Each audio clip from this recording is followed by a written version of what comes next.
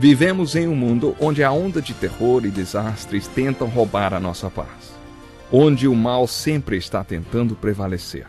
Mas vemos pela palavra de Deus desde o Antigo Testamento que o cuidado de Deus para com aqueles que o temem e o buscam é muito real e permanente. Fique atento a mais um programa Encontro com a Palavra. Aqui apresentamos a palavra de Deus como resposta a todas as mais difíceis questões da vida. Agora com você, Pastor Edson Bruno.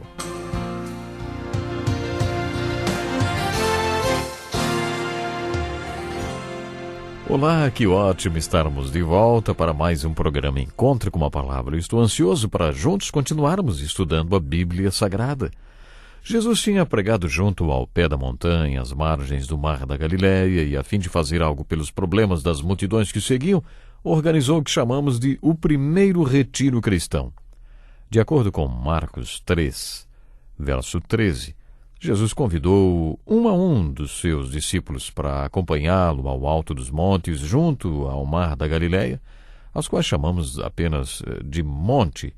Na verdade, são várias elevações de terra a partir das margens do Mar da Galileia. Em uma dessas elevações mais altas, Jesus organizou o retiro.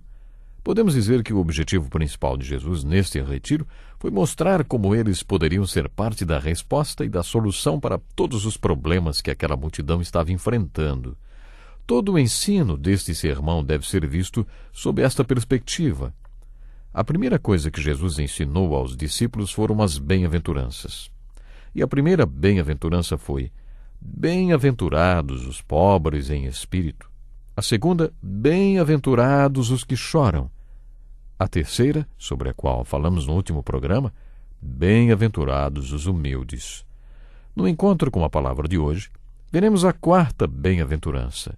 Bem-aventurados os que têm fome e sede de justiça, pois serão satisfeitos. Conforme já dissemos, as bem-aventuranças podem ser agrupadas em duplas. Bem-aventurados os pobres em espírito, que choram enquanto aprendem que são pobres em espírito. No último programa vimos que bem-aventurados os humildes, e o que significa o termo humildade ou mansidão, conforme outras traduções. Nós vimos isso no último programa. Mansidão foi o que Paulo passou a ter a partir do seu encontro com Cristo vivo e ressurreto na estrada de Damasco, que lhe perguntou: Saulo, Saulo, por que você me persegue? E Saulo de Tarso disse: O que devo fazer, Senhor? Pronto, ele já estava amansado. Foi naquele momento que ele se tornou manso e humilde. Vocês pensaram aí o contraste? O Saulo de Tarso, que estava indo todo valente para matar cristãos, para prender cristãos, de repente está lá perguntando: O que devo fazer, Senhor? A mansidão está relacionada com a nossa vontade e com o que queremos, que talvez esteja em conflito com o que Deus quer. Pense sobre como a mansidão, a fome e a sede por justiça podem caminhar juntas. Você se lembra da ilustração do cavalo? Uma vez que o cavalo bravo morde ou aceita o freio em sua boca, e de maneira figurada, uma vez que o Senhor coloca as rédeas em nós e a sela em nossas costas e nos dispomos ao controle dele, qual deve ser a nossa próxima atitude, hein? Quando o apóstolo Paulo amansou, ele disse: O que devo fazer, Senhor? Depois que nos submetemos ao controle do Senhor, somos controlados pelo Espírito Santo. Ou, depois que declaramos que Jesus é o Senhor e nos submetemos ao seu controle, a atitude seguinte é ter fome e sede de saber a vontade de Deus, fome e sede de justiça. Ter fome e sede de justiça é saber o que é certo, principalmente o que é certo para você. A promessa que acompanha esta bem-aventurança é que os que têm fome e sede de justiça serão satisfeitos. A palavra grega traduzida por satisfeitos é mais forte, sugerindo que vão até engasgar de tão cheios. Aqueles que têm fome e sede de justiça vão ficar até a boca de tanta justiça. Estamos falando do versículo 6 do capítulo 5 de Mateus. Bem-aventurados os que têm fome e sede de justiça, pois serão satisfeitos. Não lemos aqui nada parecido com bem-aventurados os que têm fome e sede de felicidade, pois serão felizes. Muita gente acha que a aliança delas com Cristo tem que trazer alegria, mas não encontramos essa ideia nas bem-aventuranças. Os que são abençoados são os que têm fome e sede de justiça e não de felicidade.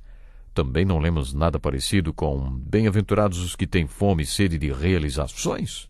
Hoje ouvimos muita gente falar sobre ser realizado, sobre ter autorrealização. As bem-aventuranças não prometem nada parecido com bem-aventurados os que têm fome e sede de realização. Não estou dizendo que isso não acontece aos seguidores de Cristo. Creio que aconteça, sim, mas a motivação de quem segue a Cristo não é a autorrealização. Existem muitas interpretações erradas por aí que poderíamos citar, por exemplo, bem-aventurados os que têm fome e sede de prosperidade, pois serão prósperos. Não. O que encontramos é bem-aventurados os que têm fome e sede de justiça, pois serão satisfeitos. Serão satisfeitos? Serão cheios? Mas cheios do quê? Cheios de justiça. Cheios do Espírito Santo, que é Deus e a justiça. O tema dos 4 primeiros capítulos da carta de Paulo aos Romanos é justiça. E não apenas justiça, mas justiça de Deus. A argumentação principal daqueles capítulos é que Deus quer que sejamos justos. Na verdade, Paulo afirma que Deus exige que sejamos justos e que jamais conseguiríamos ser justos por nós mesmos o suficiente para satisfazer a justiça divina. As boas novas dessa carta, portanto, é que Deus já cuidou disso. Deus já veio ao mundo na pessoa do seu Filho e cumpriu por nós as exigências necessárias para a nossa salvação. Jesus se tornou Deus homem, ofereceu-se como sacrifício para que a justiça de Deus fosse satisfeita. Assim, com base na sua morte na cruz, podemos ser declarados justos por Deus. Os 4 capítulos seguintes contam como podemos viver como pessoas que já foram declaradas justas, ou seja, como ser justos e agir com justiça. As Escrituras explicam que somos abençoados, ficamos em estado de graça e somos espiritualmente prósperos quando temos em nossos corações fome e sede de justiça. O que podemos observar no Sermão do Monte é a importância do tema justiça.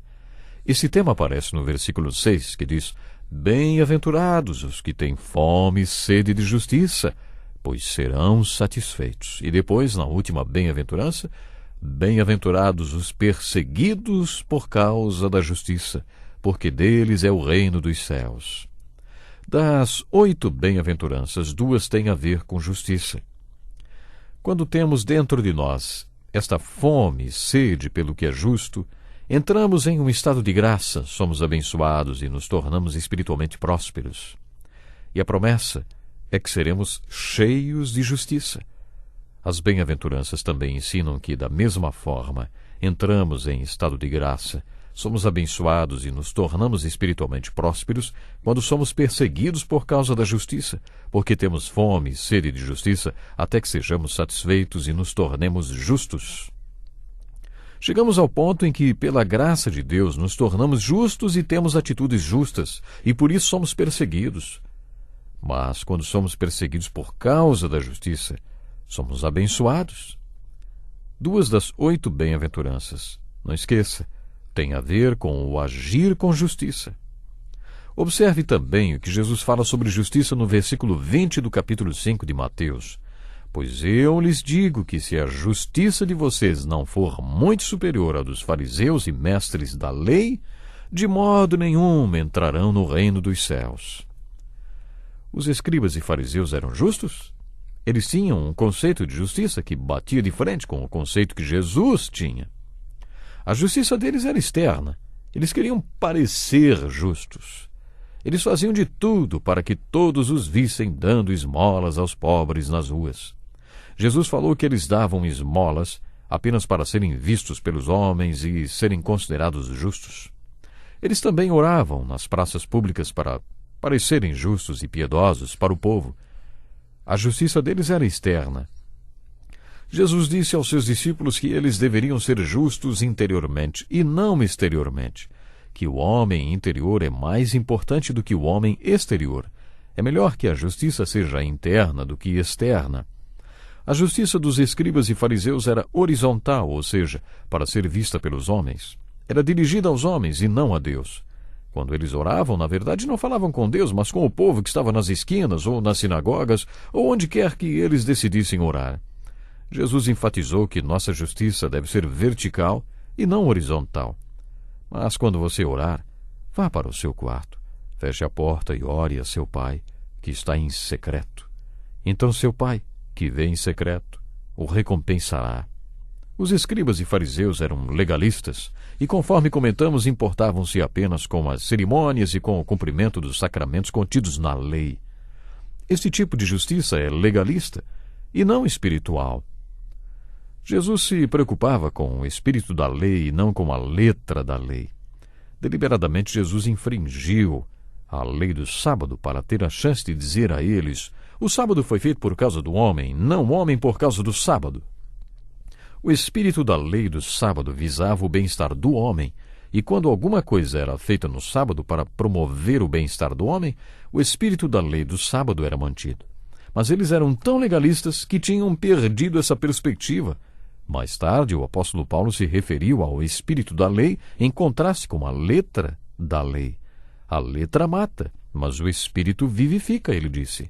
A justiça dos escribas e fariseus era legalista, e Jesus ensinou que a nossa justiça deve ser espiritual. A justiça deles era temporal, e Jesus disse que a nossa justiça é eterna. O eterno é mais importante do que o temporal. A justiça deles era tradicional, baseada em regras que eles próprios criaram, que muitas vezes não tinham nem sequer base nas Escrituras.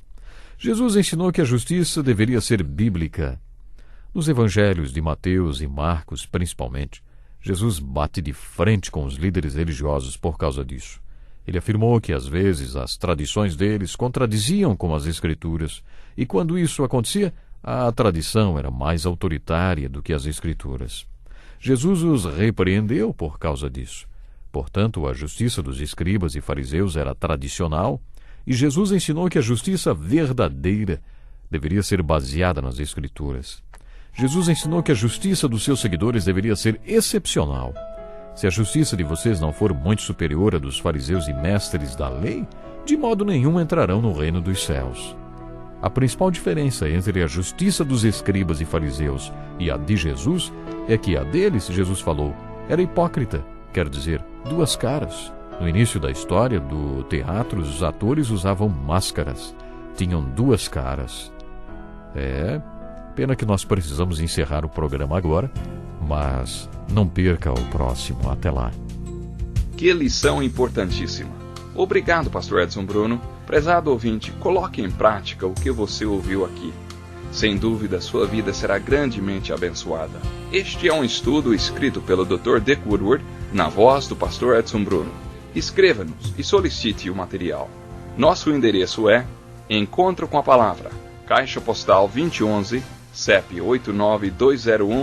89201-970, Joinville, Santa Catarina. Até o nosso próximo encontro com a Palavra.